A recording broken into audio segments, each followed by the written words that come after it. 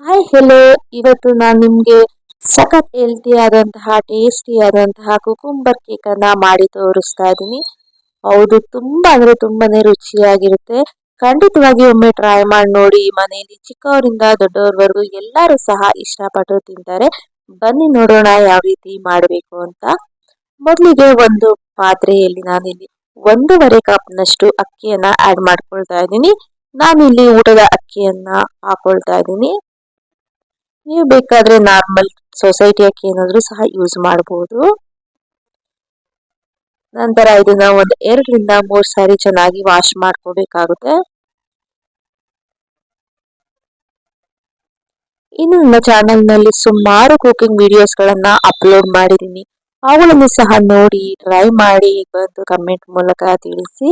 ಇದು ಚೆನ್ನಾಗಿ ವಾಶ್ ಆದ್ಮೇಲೆ ಇದಕ್ಕೆ ಅಕ್ಕಿ ಮುಳುಗುವಷ್ಟು ನೀರನ್ನ ಹಾಕಿ ಇದನ್ನ ಒಂದು 3 ರಿಂದ 4 ಅವರು ಚೆನ್ನಾಗಿ ನೆನೆಯೋದಕ್ಕೆ ಬಿಡಬೇಕಾಗುತ್ತೆ. ಈಗ ಇದಕ್ಕೆ ನಾನು ಒಂದು ದೊಡ್ಡ ಸೌತೆಕಾಯನ್ನ ತಗೊಳ್ತಾ ಇದ್ದೀನಿ.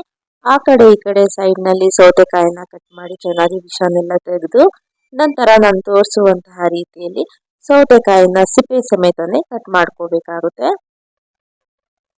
ಈ ರೀತಿಯಾಗಿ ಚಿಕ್ಕ ಚಿಕ್ಕ ಪೀಸಸ್ ಆಗಿ ಮಾಡ್ಕೋಬೇಕಾಗುತ್ತೆ.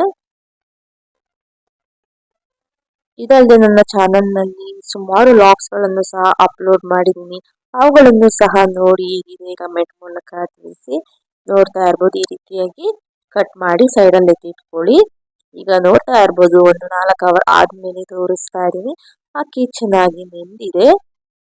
ಈಗ ನೀರನ್ನ ಸಪರೇಟ್ ಮಾಡಿಕೊಂಡು ಅಕ್ಕಿಯನ್ನಷ್ಟೇ ನಾನು ಒಂದು ಮಿಕ್ಸಿ ಜಾರ್ ನಲ್ಲಿ ಹಾಕೊಳ್ತಾ ಇದ್ದೀನಿ. ನಂತರ ಇದಕ್ಕೆ ಸಣ್ಣದಾಗಿ ಕಟ್ ಮಾಡಿ ಇಟ್ಕೊಂಡಿರುವಂತಹ ಸೌತೆಕಾಯಿ ಪೀಸಸ್ ಏನಿರುತ್ತಲ್ಲ ಅದನ್ನು ಸಹ ಇದರಲ್ಲಿ ಆಡ್ ಮಾಡ್ಕೊಳ್ತಾ ಇದ್ದೀನಿ. ಖಂಡಿತವಾಗಿ ಒಂದ್ಸತಿ ಟ್ರೈ ಮಾಡಿದ್ರೆ ಅಷ್ಟು ರುಚಿ ಅನ್ಸುತ್ತೆ, ಮತ್ತೆ ಮತ್ತೆ ಮಾಡ್ಕೊಂಡು ತಿಂತೀರಾ. ನಂತರ ಇದಕ್ಕೆ 1 ಕಪ್ನಷ್ಟು ಫ್ರೆಶ್ ತೆಂಗಿನಕಾಯಿ ತುರಿಯನ್ನ ಹಾಕೊಳ್ತಾ ಇದ್ದೀನಿ. ಇಲ್ಲಿ ಅಳತೆಯನ್ನ ನೀಟಾಗಿ ನೋಡ್ಕೊಂಡು ಮಾಡ್ಕೊಳ್ಳಿ. ಅದಾದ್ಮೇಲೆ ಇದಕ್ಕೆ 1 ಕಪ್ನಷ್ಟು ಬೆಲ್ಲದ ಪೌಡರ್ ಅನ್ನ ಹಾಕೊಳ್ತಾ ಇದ್ದೀನಿ. ನಂತರ ಇದಕ್ಕೆ ಒಂದು 3 ಏಲಕ್ಕಿಯನ್ನ ಹಾಕೊಳ್ತಾ ಇದ್ದೀನಿ. ಈಗ ಇದನ್ನ ನೀರನ್ನ ಸೇರಿಸದೆ ನೀಟಾಗಿ ಗ್ರೈಂಡ್ ಮಾಡ್ಕೊಂಡ್ ಬರ್ಬೇಕಾಗುತ್ತೆ. ಇದಕ್ಕೆ ಸ್ವಲ್ಪನೂ ಸಹ ನೀರನ್ನ ಸೇರಿಸಬಾರ್ದು, ಹಾಗೆ ಗ್ರೈಂಡ್ ಮಾಡ್ಕೊಳ್ಳಿ. ಈ ರೀತಿಯಾಗಿ ಗ್ರೈಂಡ್ ಮಾಡಿಕೊಂಡು ಇದಕ್ಕೆ ಸಣ್ಣದಾಗಿ ಕಟ್ ಮಾಡ್ಕೊಂಡಿರುವಂತಹ ತೆಂಗಿನಕಾಯಿ ಪೀಸಸ್ ಗಳನ್ನ ಆಡ್ ಮಾಡ್ಕೋಬೇಕಾಗುತ್ತೆ. ನಾನಿಲ್ಲಿ ಒಂದು 2 ರಿಂದ 3 ಸ್ಪೂನ್ ಅಷ್ಟು ತೆಂಗಿನಕಾಯಿ ಪೀಸಸ್ ಗಳನ್ನ ಹಾಕೊಂಡಿದ್ದೀನಿ. ಈಗ ಬ್ಯಾಟರ್ ರೆಡಿ ಆಗಿದೆ. ಈಗ ಇದನ್ನ ಒಂದು ಕೇಕ್ ಮೋಲ್ಡ್ಗೆ ಸ್ವಲ್ಪ ಎಣ್ಣೆ ಸವರ್ಬಿಟ್ಟು ಹಾಕೋಬೇಕಾಗುತ್ತೆ. ನಾನಿಲ್ಲಿ ರೌಂಡ್ ಶೇಪ್ ಮತ್ತು ಆರ್ಟ್ ಶೇಪ್ ಎರಡನ್ನು ಸಹ ಯೂಸ್ ಮಾಡ್ಕೊಳ್ತಾ ಇದ್ದೀನಿ. ಈಗ ಒಂದು ಇಡ್ಲಿ ಕುಕ್ಕರ್ ನಲ್ಲಿ ಸ್ವಲ್ಪ ನೀರನ್ನ ಹಾಕಿ ಈ ಮೌಲ್ಡ್ ಗಳನ್ನ ಅದರಲ್ಲಿ ಇಟ್ಟು ಒಂದು 15 ರಿಂದ 20 ನಿಮಿಷ ಬೇಯಿಸ್ಕೋಬೇಕಾಗುತ್ತೆ. ಈಗ 15 ರಿಂದ 20 ನಿಮಿಷ ಆದ್ಮೇಲೆ ಓಪನ್ ಮಾಡಿ ತೋರಿಸ್ತಾ ಇದ್ದೀನಿ ಎಷ್ಟು ಚೆನ್ನಾಗಿ ಕುಕ್ ಆಗಿದೆ ಅಂತ. ಈಗ ಇದನ್ನ ಸ್ವಲ್ಪ ತಣ್ಣಗಾಗಕ್ಕೆ ಬಿಡೋಣ. ನೋಡ್ತಾ ಇರ್ಬೋದು ಎಷ್ಟು ಚೆನ್ನಾಗಿ ಬಂದಿದೆ ಅಂತ ಕೇಕು. ನೀವು ಮಕ್ಕಳಿಗೆ ಹೆಲ್ತಿಯಾಗಿ ರೀತಿಯಾಗಿ ಕೇಕ್ ಅನ್ನ ಮಾಡಿಕೊಡಿ. ಮಕ್ಕಳಿಗೆ ಸುಮ್ಮನೆ ಮೈದಾಯಿಂದ ಕೇಕ್ ಅನ್ನ ಮಾಡಿ ಅನ್ಹೆಲ್ತಿ ಕೇಕ್ ಗಳನ್ನ ಕೊಡೋ ಬದಲು ಈ ರೀತಿಯಾಗಿ ಹೆಲ್ತಿಯಾಗಿ ಟ್ರೈ ಮಾಡಬಹುದು. ಆ ಸೌತೆಕಾಯಿ ಫ್ಲೇವರ್ ಏನಿರುತ್ತಲ್ಲ ತುಂಬಾನೇ ಚೆನ್ನಾಗಿರುತ್ತೆ. ಸೊ ಈಗ ಮೌಲ್ಡಿನ ನಾನು ಕೇಕ್ ಗಳನ್ನ ತೆಗಿತಾ ಇದ್ದೀನಿ. ಈಗ ಈ ಕೇಕ್ ಅನ್ನ ನಿಮ್ಗೆ ಯಾವ ಶೇಪ್ ಅಲ್ಲಿ ಬೇಕು, ಯಾವ ಸೈಜ್ ಅಲ್ಲಿ ಬೇಕು ಆ ಸೈಜ್ಗೆ ನೀವು ಕಟ್ ಮಾಡ್ಕೋಬಹುದು. ನೋಡಬಹುದು ಎಷ್ಟು ಚೆನ್ನಾಗಿ ಬಂದಿದೆ ಅಂತ ಕೇಕ್ ಪೀಸಸ್ಗಳು ಅಂತ.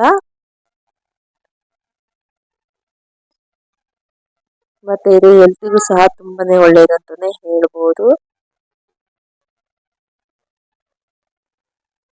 ಈಗ ಇದೇ ರೀತಿಯಾಗಿ ನೀವು ಮೊದಲನೇ ಹೇಳಿದಾಗ ನಿಮ್ಗೆ ಯಾವ ಶೇಪ್ ಬೇಕು, ಯಾವ ಸೈಜ್ ಅಲ್ಲಿ ಬೇಕು ಆ ಸೈಜ್ ಅಲ್ಲಿ ಕಟ್ ಮಾಡ್ಕೋಬಹುದು. ಮತ್ತೆ ನನ್ನ ಚಾನೆಲ್ ನಲ್ಲಿ ವೆಜ್ ರೆಸಿಪೀಸ್ಗಳು, ನಾನ್ ವೆಜ್ ರೆಸಿಪೀಸ್ಗಳು, ಸ್ನ್ಯಾಕ್ಸ್ಗಳಂತ ಸಪ್ರೇಟ್ ಆಗಿ ಪ್ಲೇ ಲಿಸ್ಟ್ ಅನ್ನು ಸಹ ಮಾಡಿದ್ದೀನಿ. ನಿಮ್ಗೆ ಯಾವುದು ಬೇಕು ಅದನ್ನ ನೋಡ್ಬಿಟ್ಟು ಟ್ರೈ ಮಾಡಿ. ನೋಡ್ತಾ ಇರ್ಬೋದು ಎಷ್ಟು ಚೆನ್ನಾಗಿ ಬಂದಿದೆ ಪೀಸಸ್ಗಳಂತ. ಈಗ ಇದನ್ನ ಒಂದು ಪ್ಲೇಟ್ ನಲ್ಲಿ ಜೋಡಿಸ್ಕೊಳ್ತಾ ಇದ್ದೀನಿ.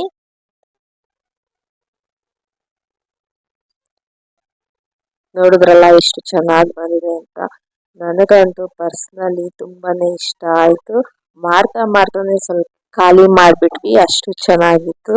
ಈಗ ಇದನ್ನ ನಾನು ಒಂದು ಪ್ಲೇಟ್ ನಲ್ಲಿ ಇಟ್ಟು ಸರ್ವ್ ಮಾಡ್ತಾ ಇದ್ದೀನಿ.